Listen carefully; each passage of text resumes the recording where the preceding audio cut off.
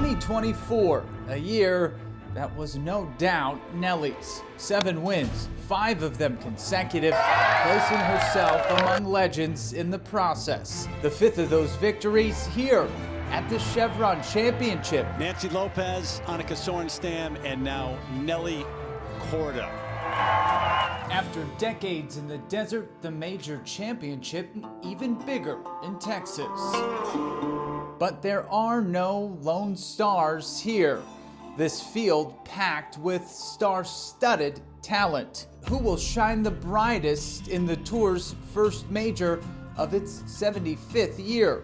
Can Nelly hoist the hardware and raise the Dinah Shore Trophy 2 years in a row? Maybe someone like Maya Stark, who's been strikingly close, can break through. Or could it be one of the sport's most promising up-and-coming talents? Or perhaps a perennial superstar who's well accustomed to the spotlight. Major season has arrived in Texas. Ready or not, it's time to jump in. Welcome to the Chevron Championship at the club at Carlton Woods, the Nicholas course, alongside Jason Alexander, a friend of Sports Extra. He's also the club pro here at Carlton Woods, so nobody knows these grounds better than him. And Jason, the storylines coming into this 2025 tournament different than last year. It seems like we've had veterans and the young stars win on the tour this year, and not so much those superstars, maybe besides Lydia winning in Singapore. Is that kind of how you've seen this season so far? Absolutely, but it's major season now, Zach, and that is when the stars arrive. Nelly Korda, Charlie Hall, Lydia Ko.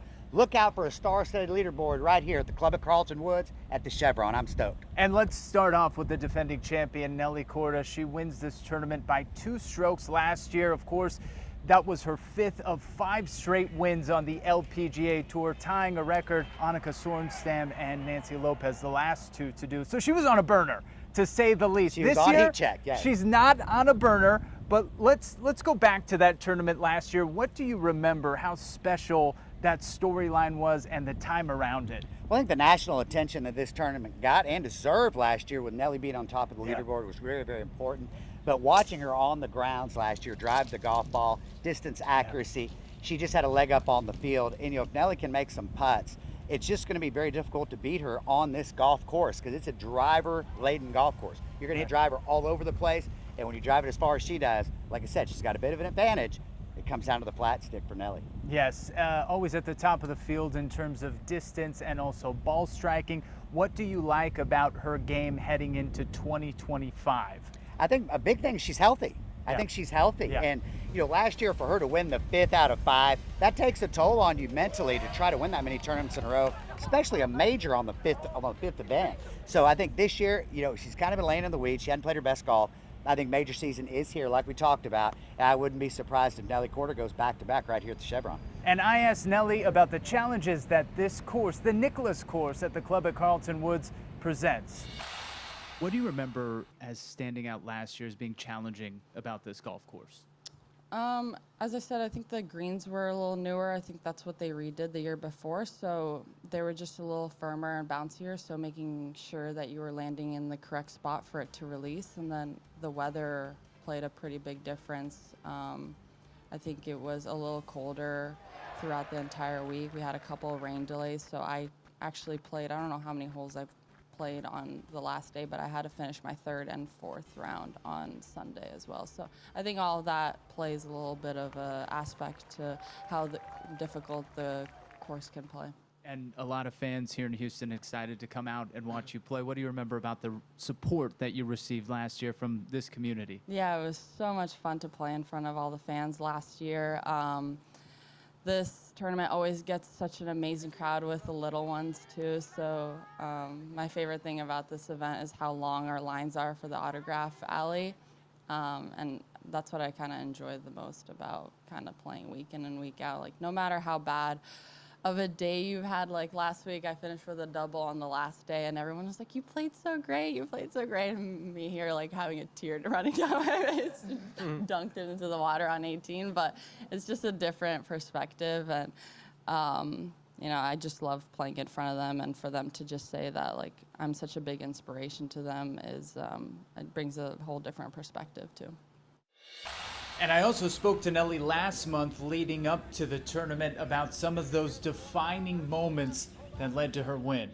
I think the shot you hit on 17 on the elevated green, that par 3, I think that pretty much sealed it for you. Do you remember feeling that way? And when you go to hit a shot like that, and there's a lot riding on it, does anything change for you mentally, or is it really just more of the same and just trying to execute it? No, I never actually fully like breathe and exhale until that last putt goes in on the 72nd hole. And I know that I've won for sure, because 18 is a very tough hole, with the approach shot over the water and the tough tee shot kind of over the trees. So hitting that shot into 17, like, it was crazy.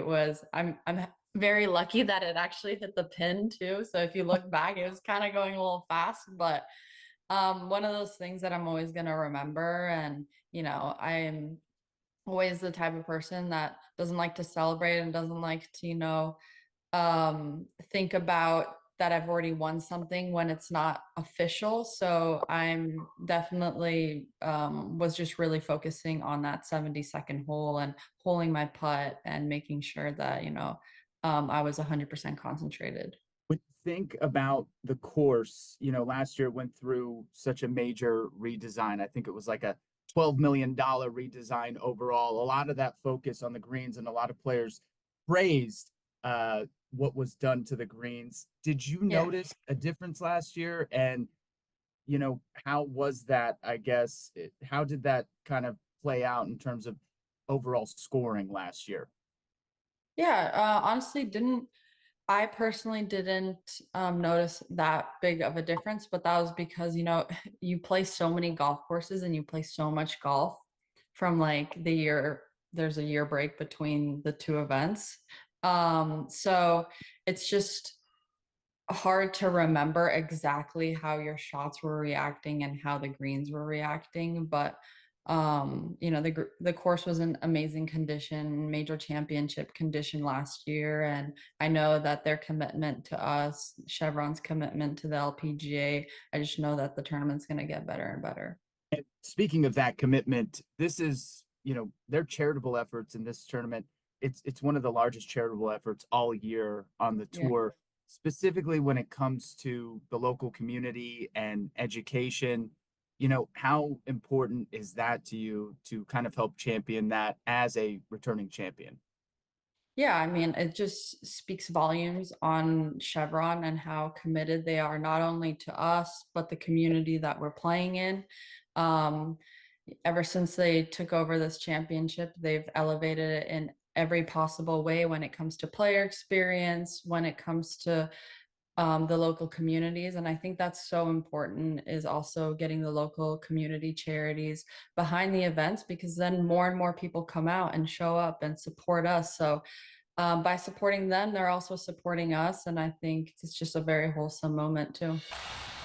And the woman who came within 2 shots of Nelly last year, which when you think about the run that Nelly was on is pretty incredible, is Maya Stark. She was out there playing in the Pro-Am. I spoke to her, and I'm just curious, what do you see with her game? How much does good memories help a golfer when they come to a golf course they've had success at? It's everything, and I think you've seen it through the history of golf that certain golfers play wonderful at certain tracks. And her track record here is just unbelievable, and I think Maya, top 5 is definitely in the cards for her. Her short game's great. She putts the ball very, very well. And when you get around this golf course, look, it's a ball striker's paradise, but having a wonderful short game is very important to have in your back pocket, and she's one of the best in the world. And you know this course so well, obviously, being the club pro here. She told me long irons into these greens can make it difficult. What do we know about the conditions going into this weekend and how that could affect that specifically with the long irons and maybe not being able to hold those greens? Well, Mother Nature is going to play a big part in this event, because right now it is a little bit soft. But if we don't get any more rain the rest of the week, this weekend, look out. The course is definitely going to firm up some. And you've got over 200 yards. Some of the ladies coming in with hybrids, long irons. It's going to be very difficult to stop it, specifically on the par 3s. Coming down the stretch on the back 9 on 17 and sending it on number 18. So they're going to have to get it up high with a bunch of spin. So the big hitter's going to have a very nice advantage. And I spoke to Maya about last year's runner-up finish and what she can expect from the course this week. Last year, you finished runner-up. What stands out to you looking back at that week, and what do you hope to take into this year's Chevron Championship? I think I had good patience. The weather was a little bit iffy and had to go out early on the Sunday to finish my third round. And I think I didn't have my A game that week at all, but I was managed to save a lot and scrambled a lot. So I'm just hoping for, good chips and good putts this week as well. This is the third year that this championship is being played at this course. What can be tricky about this course? What do you remember from last year? I think we had a lot of longer irons into some holes. I mean, you have to be very strategic off the tees. There's a lot of different routes that you can take, and so it's just, it requires some brain power. It's not just hit driver, walk up and be done with it. So it's a very fun course because you have to think about every single shot where you're supposed to go. You have experience contending in majors, not just last year, but previously in the US Open, I believe. How do you draw on that experience when you come into a major? Is it different than a regular tournament? Yeah, I think my mindset is better going into majors because I know that it's going to be tougher courses and everyone's going to make bogeys, whereas like when it feels like birdie competitions, that's where I stress myself out. Like I keep thinking like, oh, I just made a bogey, I got to get that back. Whereas here it's just everyone's going to make a bogey, so I can calm down and I don't have to chase as much. So I think that's the big difference. And we've talked about the past champion and the runner-up from 2024. Now let's talk about somebody who has a local tie here, finished third last year. That's Lauren Coughlin. Her parents live down the road here in the Woodlands. What do you like about her game? Home cooking's always good, Zach. Home cooking's always good, and I think the community rallied around Lauren last year. She made a bunch of birdies in the event, put on a laser show, a very electrifying performance. So I wouldn't expect anything less. I definitely think the top 10 is in the cards for her this year. She'll make the cut, and to be in the mix on Sunday right here in your hometown of the Woodlands, Texas, doesn't get any better than that. And check this video out. This is me in a chipping contest against Lauren at the Chip for Charity. Okay, neither of us landed it on that floating green, but to be fair, it's pretty difficult. It's a small green, Zach. It's a small green. It's a small green. She wanted me to go high. I tried to check it low and bounce it off the back. Neither one quite worked, but nonetheless, I spoke to her on the Chevron Championship Media Day about returning to the Woodlands and the good memories, as we talked about, that she has from 2024.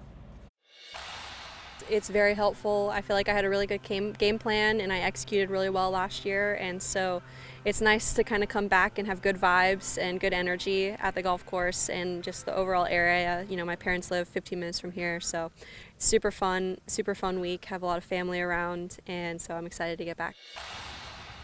And one player you always expect to be in contention if she's in the field, past champion of this major when it was the A&A Inspiration, a 3-time major champion, Olympic gold medalist, and 23-time winner on tour, Lydia Ko. I caught up with her after she played the front 9 in the Pro-Am.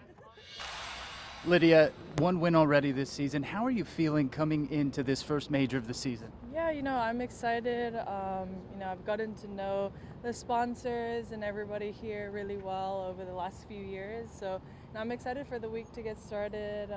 It's our first major, so trying to do the major trend, put it in the right step forward. But it's a great area, and hopefully I can have another great week here. And what does stand out about this tournament now in its third year at this course, obviously being before in the desert, but now starting that new tradition here in Houston? Yeah, Chevron has really gone above and beyond to elevate this event, whether it's with a champions dinner like we had yesterday, having Chef Keller, curate a menu inspired by the defending champion, so Nelly. But yeah, in general, they've just been great, with the hospitality, the fan experience, and for us players. So it's one that we look forward to, and obviously we're very grateful for, you know, their trust and belief in the LPGA, and, you know, all the support they've given us. And, you know, not all those partners come easy, so we're very grateful to Chevron. And Jason, one of the perks of being a past champion at this tournament is being able to drive one of those Bentleys, and Lydia Ko knows about that, okay? She won this tournament in 2023. In 2024, she ends up having to withdraw because of the injury. Where do you think she's at right now, and how much does being a past champion of a tournament help in the present day? I think it helps your moxie showing up on property, Zach. I really do. You know, you can get it done on this golf course in a major championship over 72 holes. So if Lydia Ko is healthy and she can get that putter a little bit hot, she's got the moxie. She's a major champion. I wouldn't be surprised if she and Nelly are coming down the stretch and Lily's trying to vie for her second, Nelly her second. We'll see who jumps in that lake on Sunday evening. Wouldn't that be a lot of fun? And I asked Lydia ahead of this tournament how much of a motivation it was to get back here after her back injury. Lydia, thinking back to the injury you had, how much of a motivation was it to get back to this tournament specifically? I would definitely say that it was a motivation, but I think last year I was so much in panic with, would I ever play a full golf round again, let alone tournament round, and definitely took 2 months off, and that was probably the hardest 2 months of my life because I love competing and seeing everybody go to the US Open and all the majors after that. And then I was able to be back by KPMG, but, you know, it was a lot of just reevaluating what I had to do with my body and how to get back out here. And so I would say I'm in a much better place than I was last year. Now, Jason, we've spoken about golfers with a tremendous amount of experience so far. Let's go to some of those golfers who might be the dark horses, maybe on a heater themselves right now. Ingrid Lindblad from LSU. She's making her third start last week, wins her first tournament. I don't know how you do that, but she did it. Well, if you survive in Baton Rouge for a few years, you're definitely, you're battle tested. You're battle tested. But I think sometimes when you get into the mix, sometimes not knowing is good, Zach. Yeah. You don't know any better. Make some birdies and all of a sudden you're an LPGA Tour champion. Yeah. So that happening so quick and so close to this major event, momentum is a very, very strong thing up there for the golfing gods. I wouldn't be surprised if she carries that over here to the Chevron this week and contends. And Ingrid talking to me about winning last week in her third LPGA start. We're here with Ingrid Lindblad, and Ingrid, you win last week in your third start. Did you expect to win so quickly? Not really, not after my start I had with a miscut, withdrawn, and then a 38th place, so not really. You're used to being near the top of the leaderboard, all the way from when you were growing up to being in college. You've had tremendous success. What has been the biggest difference for you that you've seen jumping from college to the pros? And I'm sorry, I'm sure you've been asked this question a lot. I mean, it's a lot more happening around the golf tournament. We play 4 days instead of 3. In college, we don't have a cut. So there's a lot going on, and I feel like every week I'm out here, like I learn something new or I pick up on something new. So I feel like the first couple of tournaments is just a little warm up, and then go out and win. And it seems like they're making these LPGA level players younger and younger now. 17-year-old Gianna Clement, one of the players in this incredibly star-studded field. She's an absolute superstar at 17.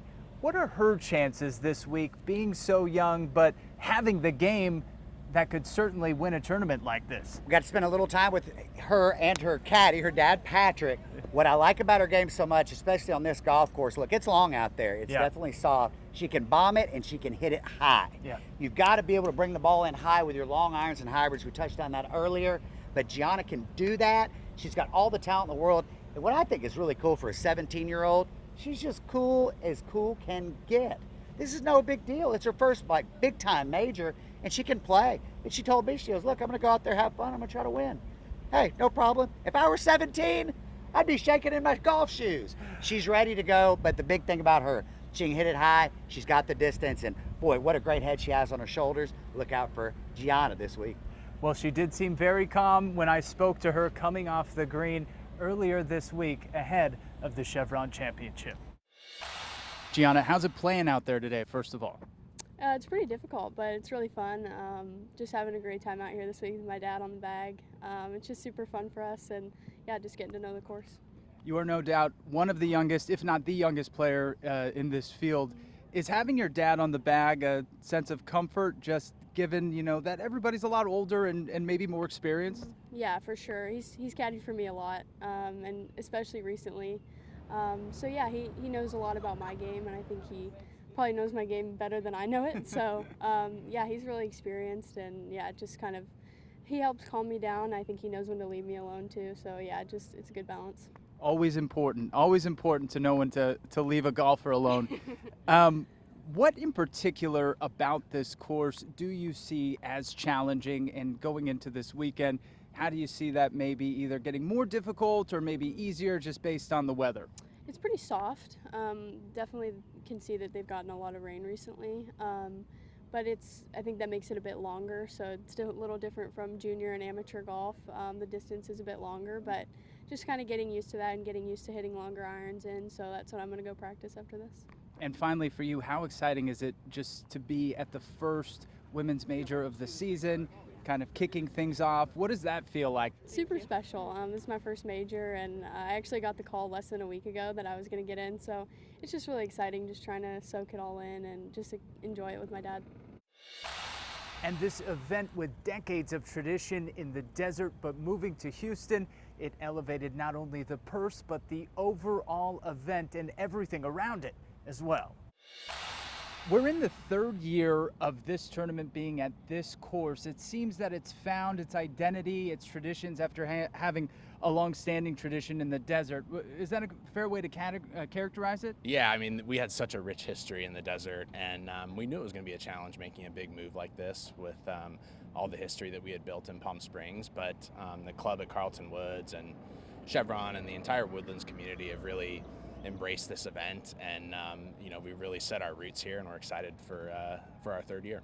And something Chevron has done is elevate this tournament in every single way, from purse to player experience. You talk about the Champions Dinner, how much the players have loved that.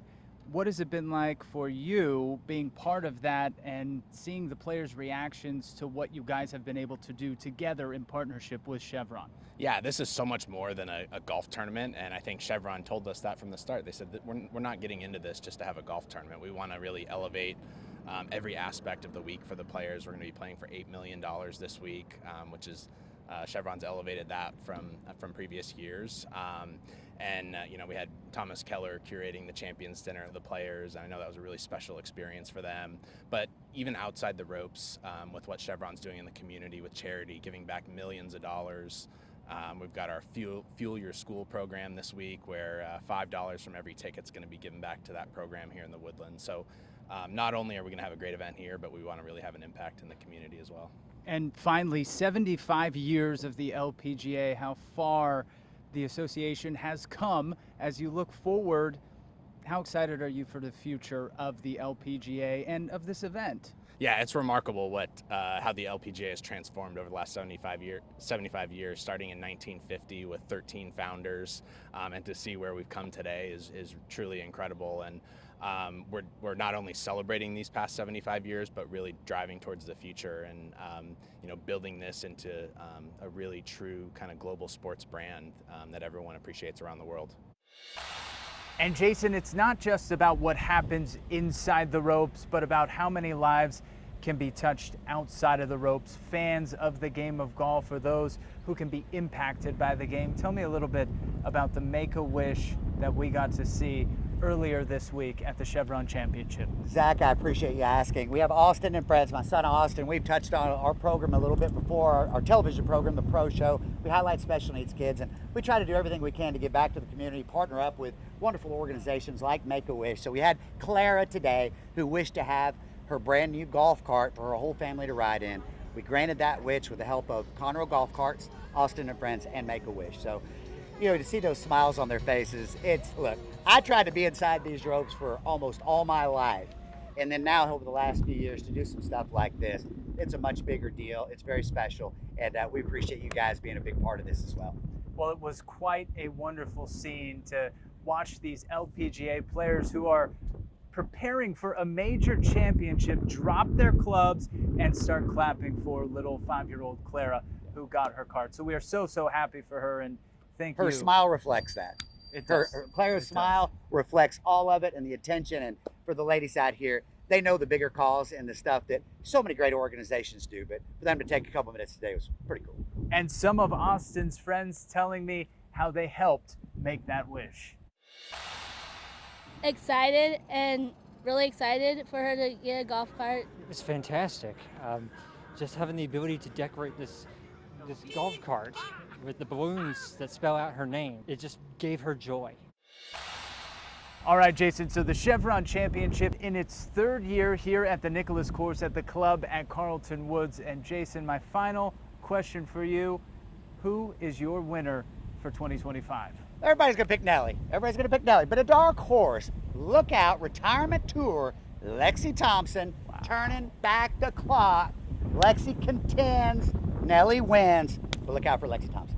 All right, Jason picking Lexi Thompson, and my pick is Nelly Korda to be your 2-time defending champion come Sunday and jump in that pond. She's gonna get in that water again, Zach. She's gonna get ready to get in that water again. All right, alongside Jason Alexander, I'm Zack Tawatari. Thanks so much for watching our KHOU 11 Plus special on the Chevron Championship.